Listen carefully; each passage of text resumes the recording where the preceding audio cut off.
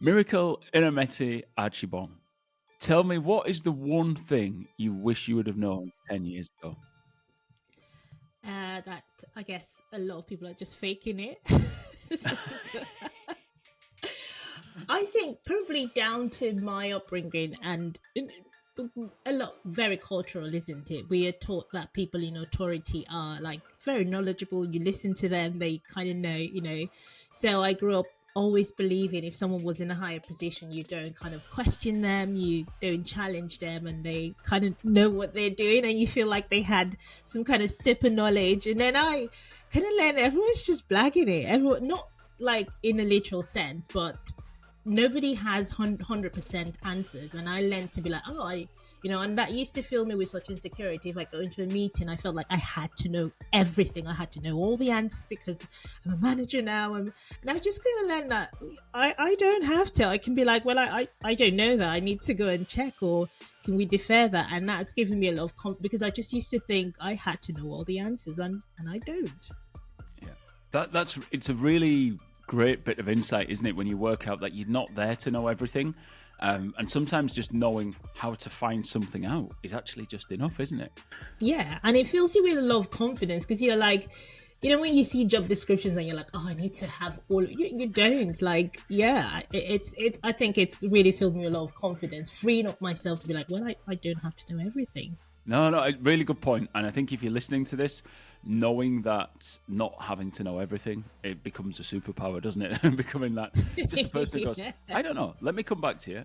No, there's Yeah. probably there's degrees to this, isn't there? Like if it's something you absolutely should know the answer to, like what does SEO mean? Well, I don't know. Let me just go, but let me come back to you on that Well, one. it depends. How much do I need to know? Well, that is what SEO means, isn't it? It depends. But yes, no, brilliant, excellent. No, I love that. What an opening. Thank you. Hey up, and welcome to the Strategy Sessions. My name is Andy Jarvis. I'm the host of your show, and you could hear me just a moment ago talking to Miracle. She is the guest this week. This is episode 2, season 5, but that's not important right now.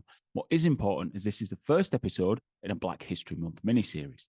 What's that? Why are you doing it? Well, I did it last year for the first time, and it was 5 episodes in 5 weeks throughout October for Black History Month. If you're in the US, we do it in October. You do it, I think, in February. Don't worry, don't hate it. Let's just celebrate twice, right? Why not? So do a mini series, a lot more episodes, weekly releases to celebrate the best of Black marketing talent. So there's an episode of Miracle, which you're listening to right now. And there's a few more to be released throughout October, which includes the very first live podcast of the Strategy Sessions. I'm working with Ulster Bank and NatWest, and we're going to host a live podcast on let me think. I think it's the 7th of October. We're going to record it in their headquarters in Belfast. It's Monday, the 7th of October. So keep listening. Every week we'll be releasing a new podcast. After that, we'll go back to kind of the fortnightly release schedule. And before I go, I just want to do the thing that all podcast hosts say. Thanks for listening. If you like this, please subscribe, like it, give it a 5-star rating, whatever it is on the platform you're on. Please do that and share it with a friend as well. It does make the world of difference to me and to the guests. So thanks very much for listening. Any problems, any questions, let me know. My details are in the show notes. Let's go back to the interview with Miracle. So Miracle, welcome to the Strategy Sessions. Thank you for joining me. How are you? I'm fine. Thank you for having me. Well, tell us a little bit for the half a dozen people who listen who don't know who you are, because everybody else does know who you are. So for the few people who don't know who you are, just tell us, where do you work, what do you do? Just give us that little bit of background to you. Currently, I work in John Lewis, the finance services. So we sell car insurance, credit cards and things like that.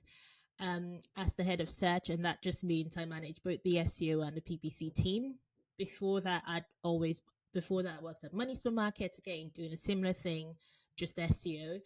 And before that, I worked agency side for so long. So if you name any kind of sector, industry, whatever, over 10 years, I worked agency side. I've probably done it in there at some point in my career.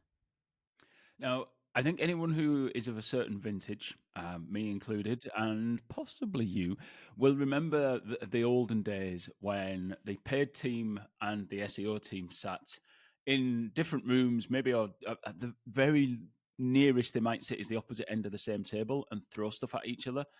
complaining that no, we're doing better, they're doing better, and all these kind of bits of just brickbats being thrown at each other because they paid an SEO, hated each other.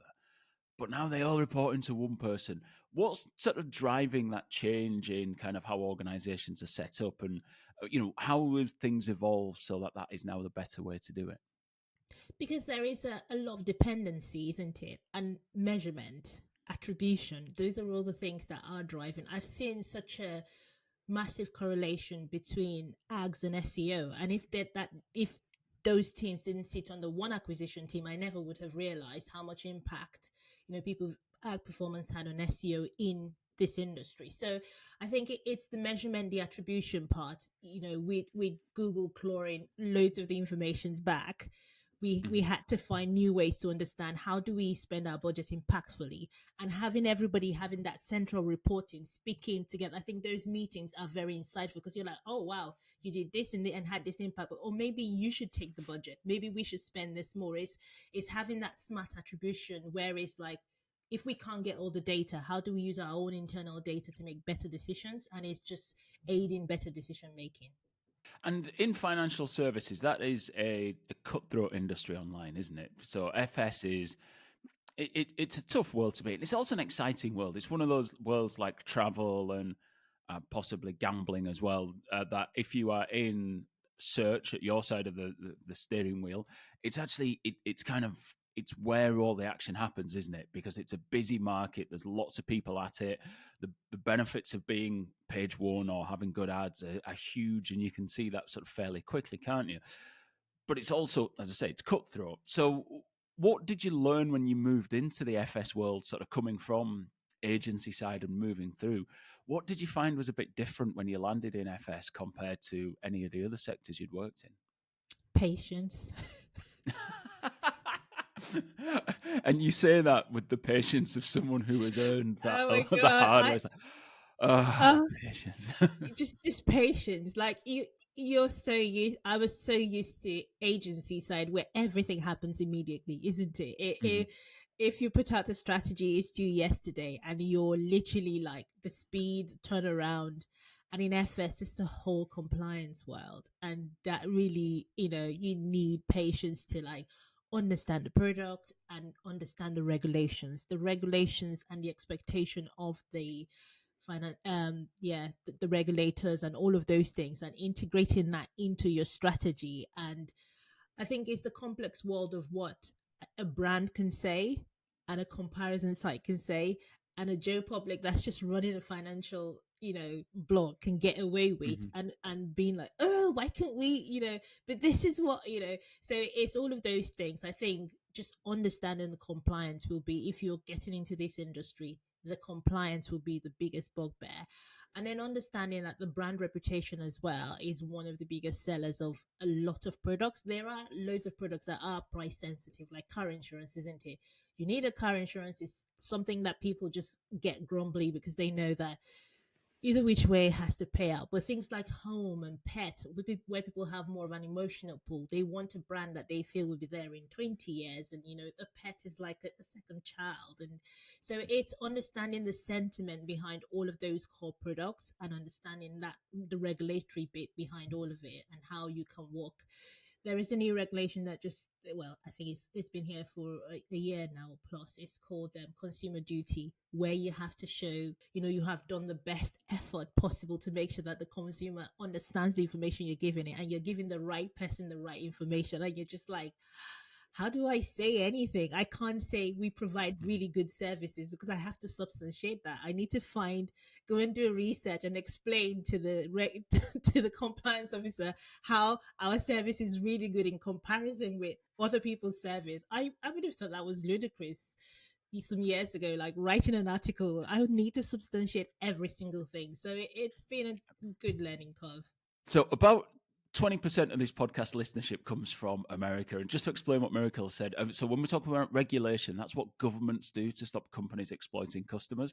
I don't think it really exists in America, regulation like that. It's just the Wild West. So in the UK, there are a number of bodies that authorize how brands work, especially in financial markets. Plus, you've then got Google regulations. If I don't think they call them regulations, but they're your money, your life, kind of applied over the top of national regulations. So you have a very small box to operate in compared to, if you're selling, clothing, for example. But does that actually help you? Because I was reading a quote this morning from the book Good Strategy, Bad Strategy, where it talks about use restrictions to fire creativity. Don't see them as constraints. Once the box is drawn around, right, at least you know where the rules of the game start and finish. So you can just operate within those. Or do you find it quite restrictive to be able to operate that way? I think it's advantageous in the way that the parameters are kind of clear, isn't it? You're like, okay, I can't do this, I can't do that.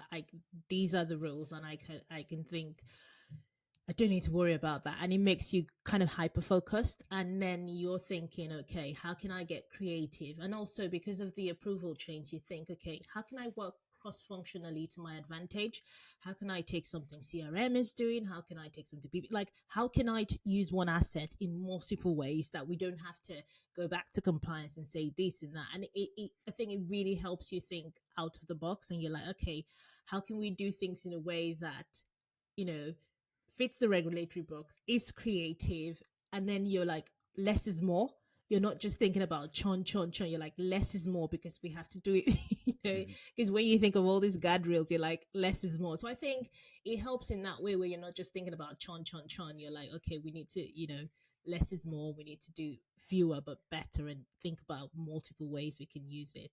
No, I find regulated industries fascinating, and not. I've got some friends who work in pharmaceuticals and things like that, and regulation, you just can't escape it, and you can't complain about it because it's there, and you just have to understand what the rules are, because that can be career ending getting stuff like that wrong, can't it? So, Yes. Yeah.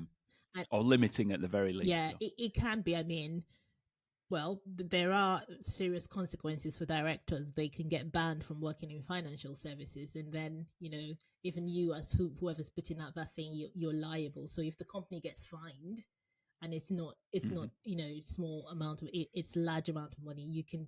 I mean, it makes sense for you to lose your job if the company gets fined. Like, if you don't follow the company, because we have to report incidences. You can't just hide and like, oh, you have to report incidences. So, yeah.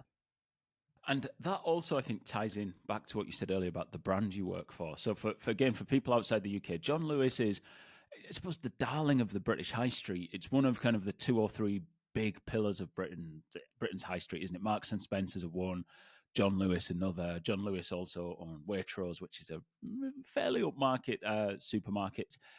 You might not describe it that way, but I will. It's really posh. Yeah, it's posh. If somebody's shopping at Waitrose, you know they're doing well. But John Lewis is, and they changed the British advertising landscape with their Mm. TV ads at Christmas. So the John Lewis TV ad is now a sort of seminal moment in British TV and British advertising and marketing culture of what John Lewis going to drop this year. So it's a major brand that people know and trust, and you're working effectively in kind of the extensions team in financial services using that brand to sell additional services as another revenue line.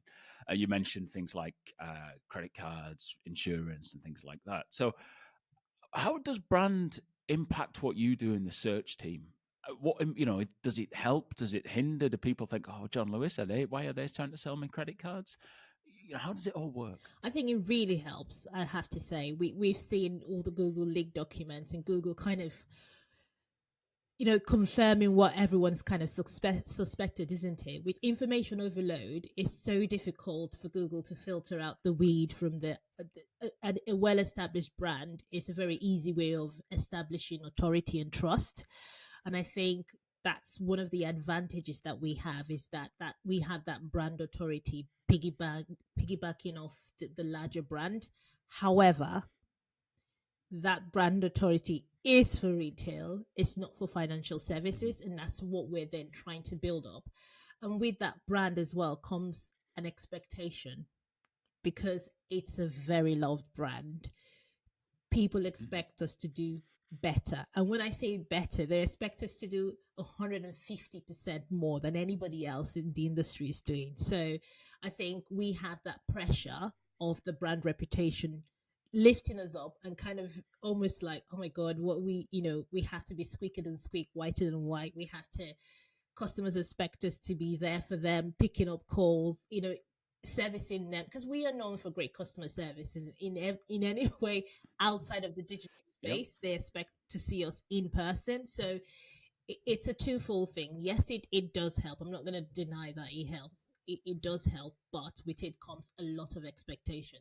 And we all know now that reviews and what people are saying about you offline really impacts your ranking. So we have to be very careful, because whereas other brands can get away with things like that, we can't. Customers will go and complain. So yeah, that's where it gets a bit tricky, but it's a good place to be in, because we have that trust and we have the authority to say we are John Lewis.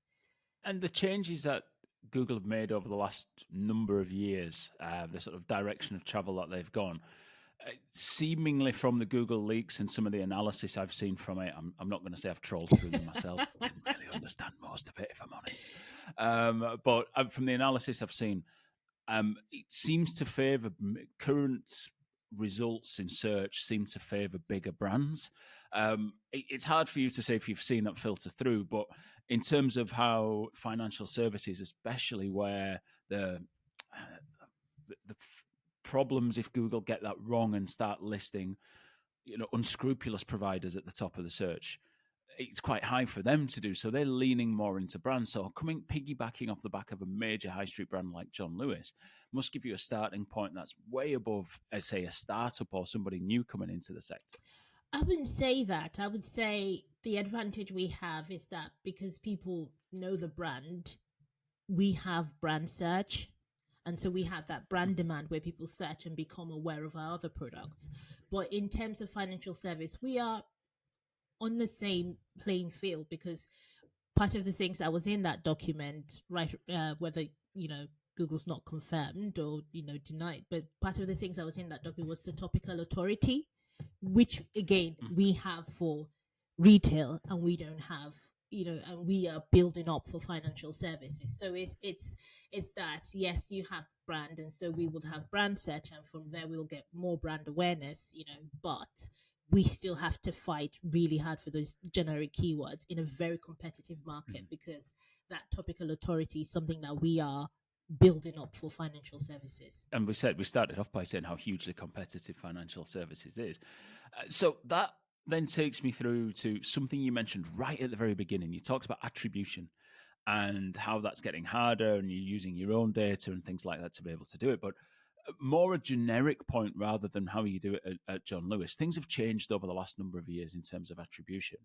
So, what are you looking for? In your heading up search, how are you attributing success? Is it still last click, or are you using something much more scientific than that now? At the end of the day, last click is so easy to explain, isn't it? And so it will still form a major part of reporting, as much as we want to steer away from it. But then I think a good thing about having your acquisition channels under one bucket is that you can then look at correlations, and then Mm-hmm. you can test it out.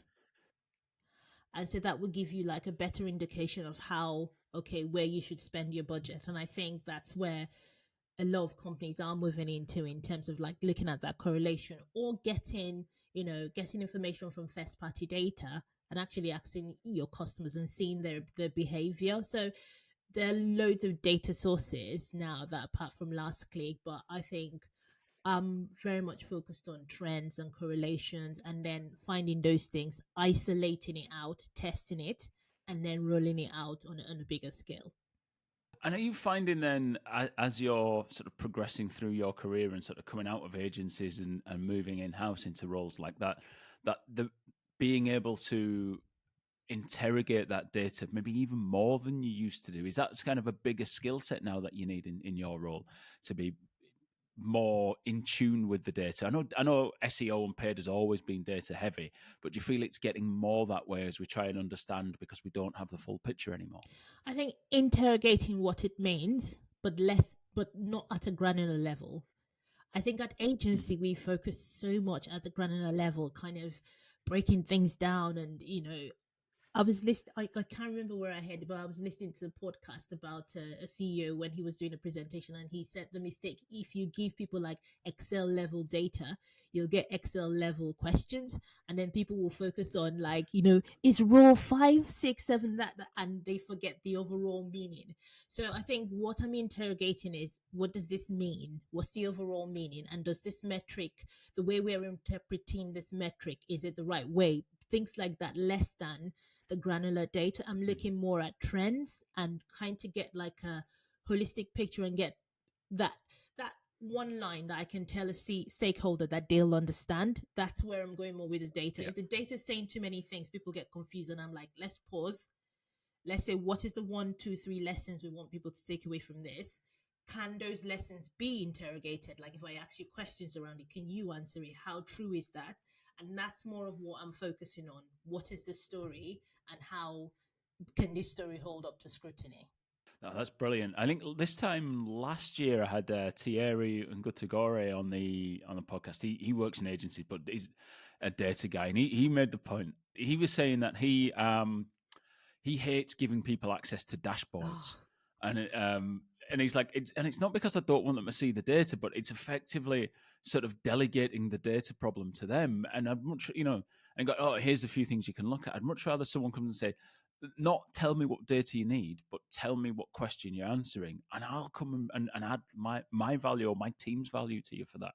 And I think that's almost what you're saying. It's like, it's not about the number; it's about the story the number yes. tells, And isn't that's it? That's the exactly what I important keep thing. telling my team.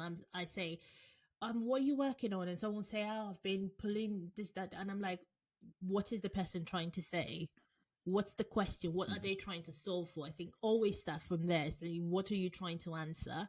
And then you decide what data to pull, because you find out you spend 2 days working on something and they're like, oh, that's not, I was trying to, festivals start from what are we trying to answer? And then I decide what data points you need. And I keep Mhm. saying nobody's going to look through 5 pages of Excel. We don't work at an agency where you have to justify your hourly rate, or where you had to do time tracking and you had to present this big. Nobody is thinking about that. You can link to the full Excel spreadsheet, but always create a PowerPoint or a slide with the top 3 takeaways Mhm. and why those 3 takeaways can be open to interrogation. Anticipate any questions and then answer them right from the bat. Yeah.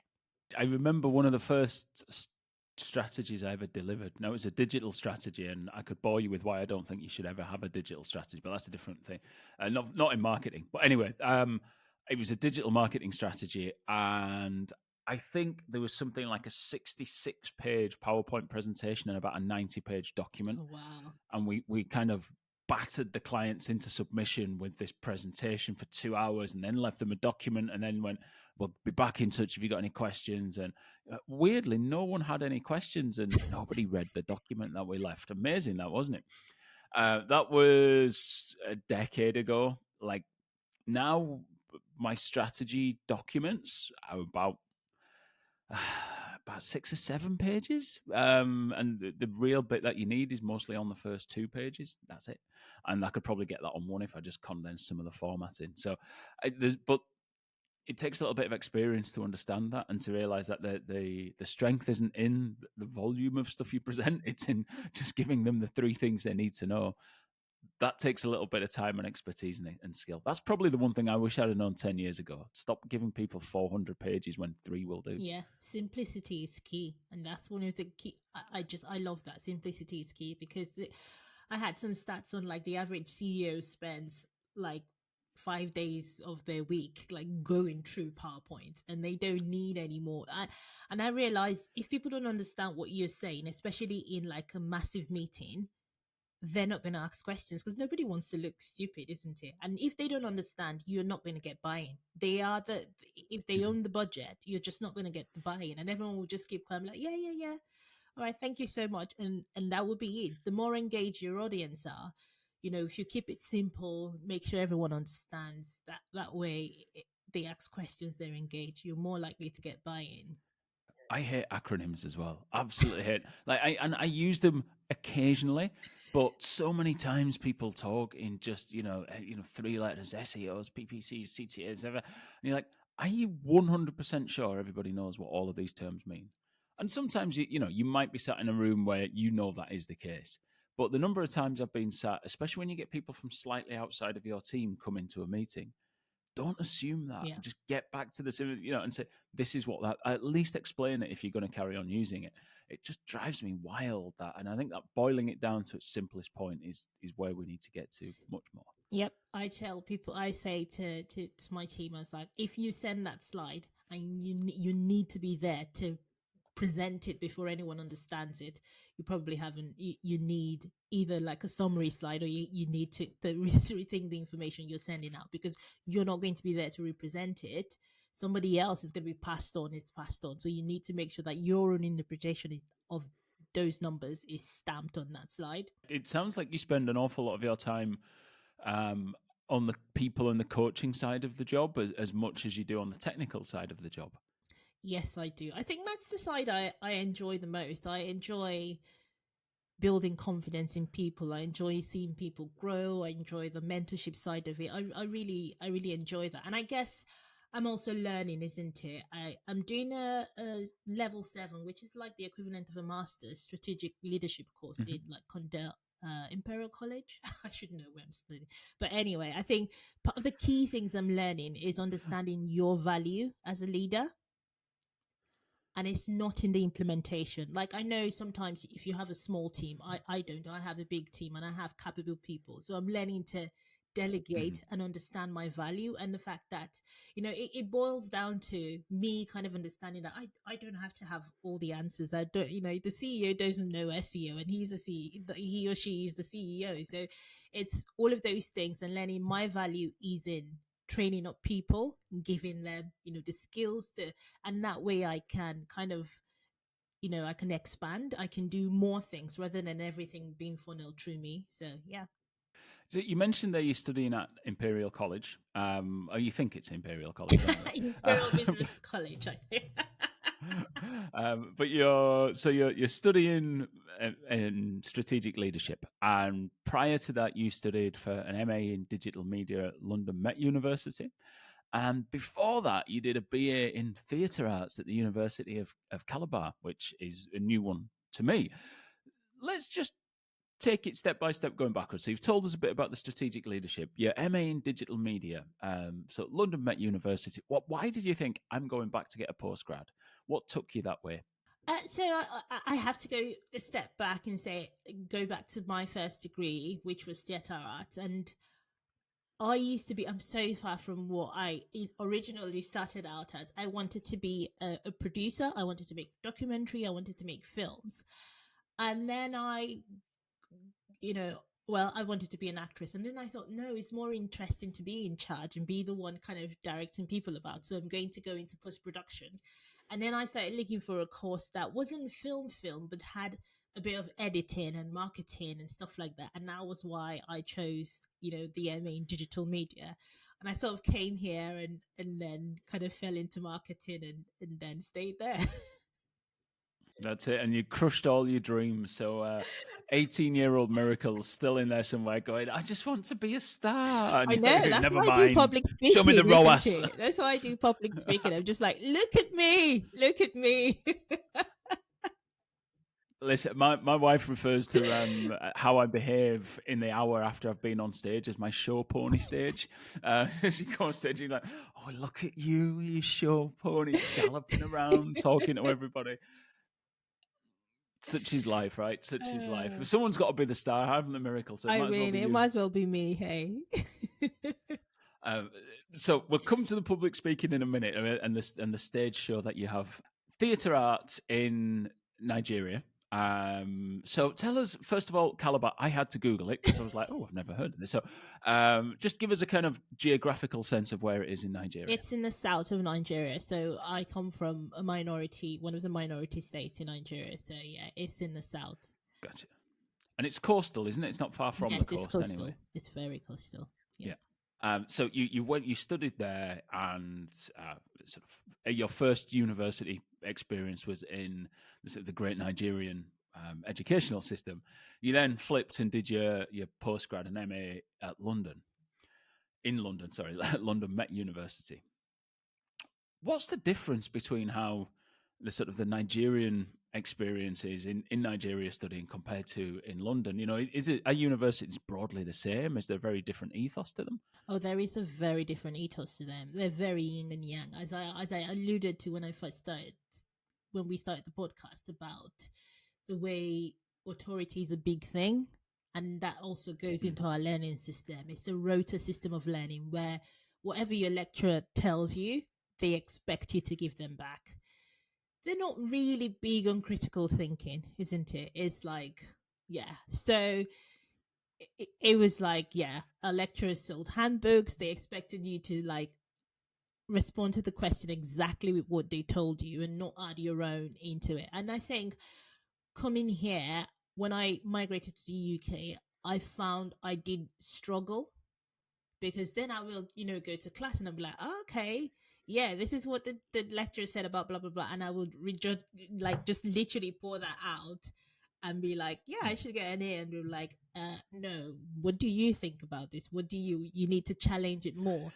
And I think that's one of the reasons I think I kind of then struggle to go into management, isn't it? Because I would come in, do exactly what I was told, and be like, why are the people who I considered the disruptors getting promoted above me? I'm doing exactly what I've been told to do. I'm not, I'm doing what I'm yeah, told. I'm not Yeah. rocking the boat. I'm a good girl. So I soon learned. I did, but then going to school here, starting to learn about like, okay, critical thinking, thinking outside the box, interrogating, very much interrogating the system and thinking, how can I do things differently? What else can I add to this? What else can I think that is the core difference between, learning in Nigeria and learning here. I think we have the Chinese system as well, which is also rota system.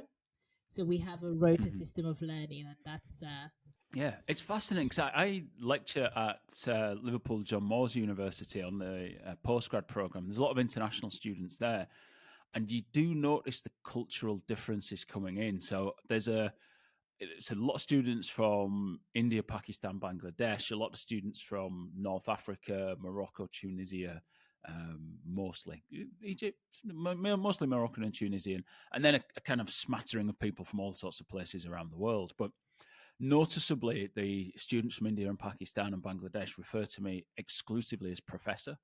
And I was like, no, I'm not a professor. I'm a lecturer, because professors are a protected title. And I was so, I'm not a professor. And like, yes, no problem, professor. I'm like, no, I'm not a professor. You can't call me that. Yes, professor. Like, whatever. But also when my whole sessions are like workshops I run at work, where I value your input, and what I'm saying is not right. I am posing a question for you to come back at me. I'm making a statement that I might know to be incorrect, because I want you to be able to rip it to pieces. And sometimes, certainly, the Southeast Asian students just don't do it. They don't want to do it because they're not used to being able to tell the yeah, professor yeah, that he's wrong. And I'm like, no, this is incorrect. I need you to tell me why this is incorrect. And you could just see like then like a lot of the North African students are fine doing it, and the home students, they're like, yeah, this is rubbish. I'll tell you why it's rubbish. And you can almost see the look on the faces of some of the kids, especially the Pakistani kids. Actually, they kind of start looking at you, going like, why are you doing it this way? But different systems, isn't it? yeah, different systems. But I think we like a lot of things are evolving. I can certainly see when I go home and interact with my sister's kids and stuff like. I think the system is evolving, and people are learning to ask questions a lot more in terms of like the educational system, and understanding that you know just because someone's older doesn't mean they know it better, or there are new ways of doing things, and kids are being empowered to challenge a bit more. Yeah. As somebody who is now officially old, I think what you'll find is old people do know better, especially this one. Uh, I know everything, right? I just pretend I don't. That's Ah. all. And tell me, so you born in Nigeria, studied in Nigeria, then you migrated to the UK. And look, we're here in Black History Month, and I'm doing a lot of talking about my family's migration pattern or throughout this month. But uh, was the UK the place you thought it was when you arrived here? I'm sorry, I I, shouldn't laugh when I ask that question. yeah, I don't know. I never had any ambitions to live in the UK. I honestly never did. And for a long time, I convinced myself that I would go back until family life kind Mhm. of took over and I gave up on that notion. Because, yeah, I think most feminists will scorn at me like, when I say I moved here for my husband and he didn't want to go back. This was his dream. So I didn't really have any, I don't know. Yeah, it was a lot of my family, especially my mom's family, lives in the US. So I was more in tune with like, oh, if I was ever going to, that would have been the place. But I didn't really have any ambitions. I just wanted to travel and go around the world. So I didn't Mhm. really, I don't know. I don't think I had any expectations about the UK. I was very surprised about how rigid it was and how everyone kind of loves rules and stuff, which is a, a stark There's contrast no to the where I was coming like. from. I don't know if the British invented queuing, but I we certainly know made it an it's Olympic sport. And yeah, it's and like, and tutting at people who won't stand in the queue. yeah, and I think the indirectness of it all is something I still struggle with because I come from a culture that Passive, it's very direct, very direct. right? So the passive aggressiveness of the Brit, Oh, like I still struggle with that fine. at work. I see, you know, and this, yeah, I've worked in companies where like one person does something, we all know that it's this person, but then a rule is then circulated by HR. Can we stop doing? I'm like, no, it's this person. Can't we just say this person stop doing this? Can Andrew Jarvis please stop urinating in the kitchen sink? And that's it. We don't need to put a policy out there. We just need to tell that one person to stop weeing in the kitchen. That's it. Yeah, and then you're like, Sorry, can I just clarify? I've never weed in the kitchen sink at work. That was just an example. I've sure. never had a pee in the kitchen sink at work. Yeah, I think that was, I think that was something that I probably still struggle with, like to bite my tongue and be like, oh, can we not just say it as it is? And I think that is one of the things that people struggle with. Even IC managers struggle to give people feedback. And then you see people being, feeling blindsided when they're like, you know, Mm. like, oh, actually someone like stands up to them for the first time. They're like, I'm like, really, nobody's ever told you that. So I think that is one of the things that I probably still struggle with, the fact that people are not direct and people, can be Mm. very passive aggressive when they can just say what they actually think. Welcome to Britain, where we never say what we think, but we like to tut loudly and give you the side eye. And also, we're experts in deep breathing. Yeah. And that explains, like a British person listening to that will know exactly the Yeah. emotion I've just expelled by Yeah. that deep Yeah. breath. Someone who's come from another country will be like, why is he just deep breathing? What's wrong with him? But feedback is a really important place to drill into a little bit. So I ask a lot of people for feedback, either when I'm presenting, running workshops, or client work. And I always ask for two things. And like, tell me one thing you really, really liked, and tell me one area you think I can improve. So I was like, give me the good bit and give me the bad bit. Because I found if I just ask for the negative, the area of improvement, nobody gave me anything. So then I said, right, give me, one bit you really liked and one area of improvement. And do you know what I hear mostly when I ask that question? And I don't stand for it, but the thing I hear most is, oh, the good thing was ABC. And there weren't really any bad bits. And I'm like, but there were. I know there were because I do this session fairly regularly, and I know there was a bit that was actually really bad today because I delivered it badly. No, and like you have to really push 2 minutes, push, and then someone will finally go. There was maybe just this little bit that, and I'm not saying it's a problem, and like they just couch it and try and like we don't want to hurt your feelings, and Yeah. here's a bit, and it's not a problem, Yeah. and don't worry about this, but you were swearing too much, and you're like, brilliant. Why couldn't you have just told me that 3 minutes ago without all the pain before? Because that's feedback I need to know. And it's an interesting psychological flaw that we have, certainly in Mm. Britain, that we find it really difficult to tell people of things they need to improve on. And worse than that, when someone does tell you those things directly, we then wait until that person's left the room and then go, well, they're a bit direct, aren't they? Oh And as yeah. if they're the Yeah. one with the problem. Very aggressive. Ooh, they're much. And you're like, Yeah. yeah. Oh, I always tell people that if you don't give people feedback, you're preventing them from developing because they don't know where, which areas to work on and how they can improve. It is, and it's. I know it's the old cliche. Feedback is a gift, but it really is. Mm, And if you don't tell people the areas they need to improve, how are you ever going to know that? And I think where I spend most of my life in Northern Ireland, it's a very small pond, very very small. I call it the world's biggest village. Lots of people know lots of other people, and I think one of the things that holds it back is the lack of direct feedback. mm. Nobody gives you it, and because they're worried about upsetting you, or someone and you know their family, or your dad golfs with their dad, so you don't want to rock the boat and all that sort of stuff.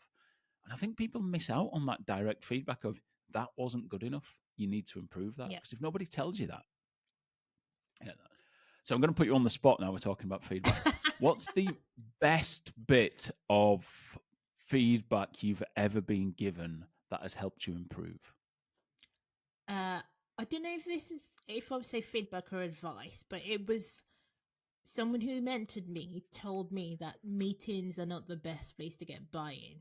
And why I say that as feedback was it was after a particularly, oh god, devastating. I still have PTSD when I think about that meeting, and I think about, If you're not watching the video, get the video on now to have a look at Miracle's face while she's talking about this meeting. The pain is real. oh god, I was like this, I've burned so many bridges. There are places because there were so many like very very senior stakeholders in that meeting, part of some of whom have gone on to be like CEOs in like different companies, and we were having a meet, and I was saying the right thing, but I hadn't done the work in kind of like, um oh, there's a word I like to use in kind of circulating the problem and kind of making it visible and understood before that meeting and getting the buy-in and adoption. And I came into that meeting all guns blazing, like, yeah, I hadn't done the good work of socializing the problem, getting people's questions and understand before we got into that meeting. And I got into that meeting like all guns blazing, be like, I'm right, and everyone else is like, and yeah, that did not go down well. I think it's why I say I still struggle with that, the etiquettes of being,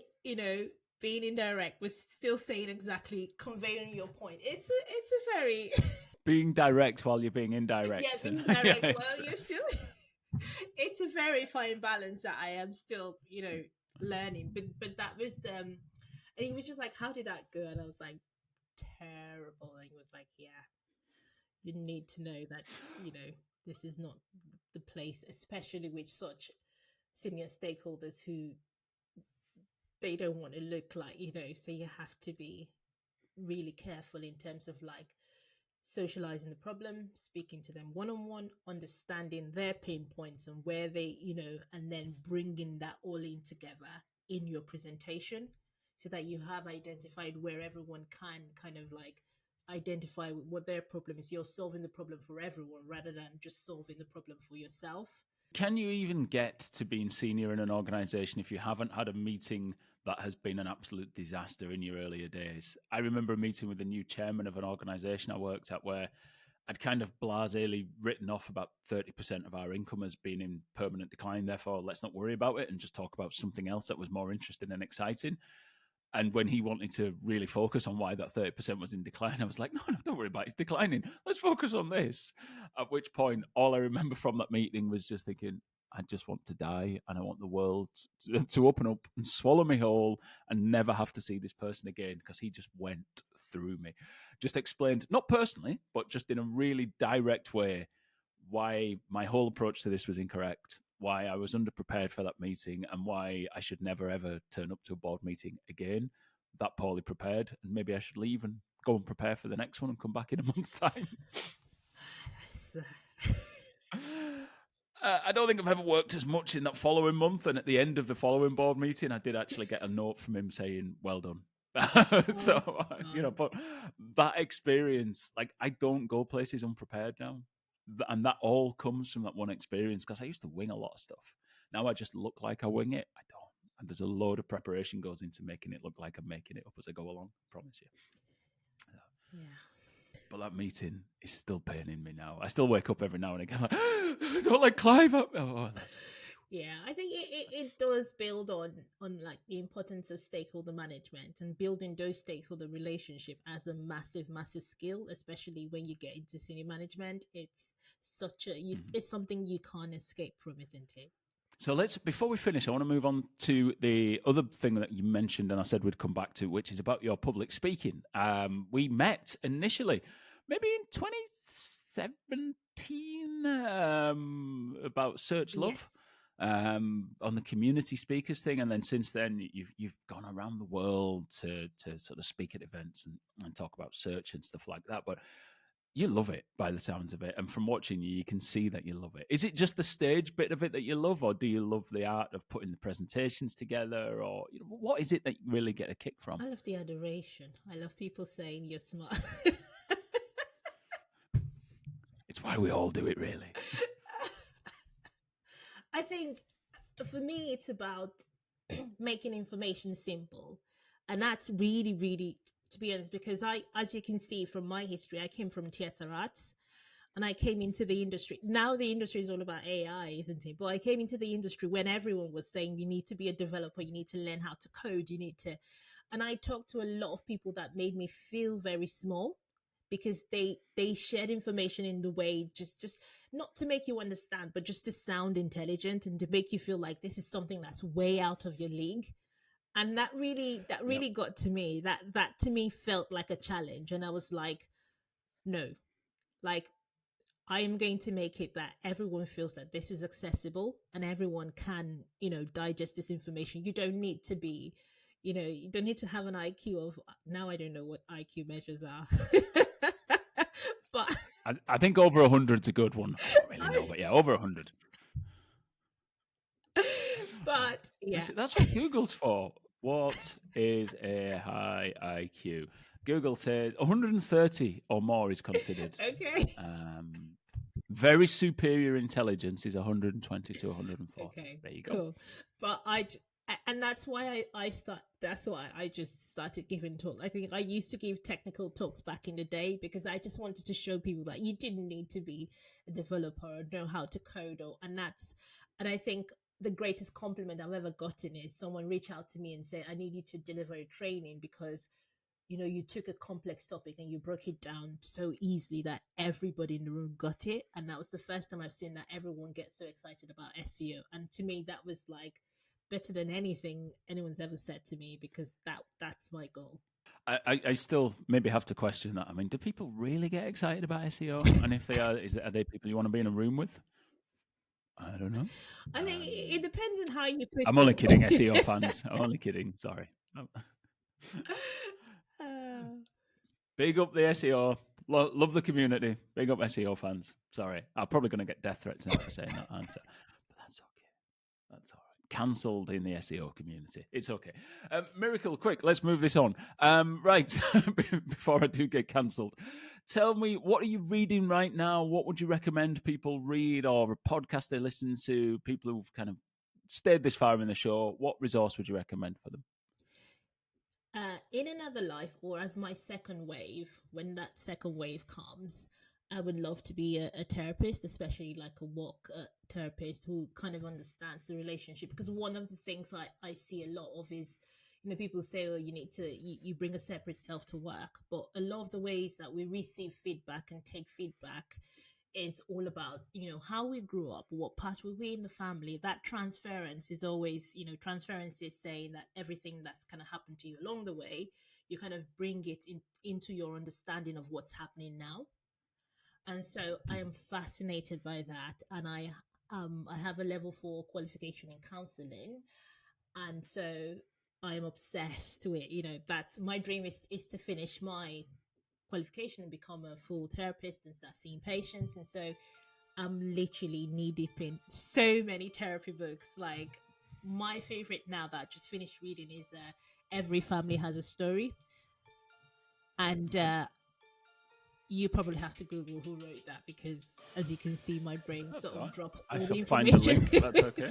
All the information you can Google doesn't sit with me, but I'm obsessed with that because it goes through several like families and like the things that are happening now, and then once you unpick it, you'll find out, how they grew up, what position someone is in the family, and how that's affected, the outcome of their lives. And that, I love that. So that's what, my latest read. But a lot of things on my list are kind of like therapy books and counseling books. I think I'm also doing a lot of talks on like mentorship and leadership, and I think for new managers. And the first 90 days is a book I really recommend because it talks about getting started. I think overwhelmingly the impact you make on your first 3 months, it's all about first impression, follows you the rest of your stay there, and it takes a long time to kind of unpick people's idea of you. So it's easy to build that up in the first 90 days. So that's a book I recommend. And I listen to all Esther Perel's podcasts.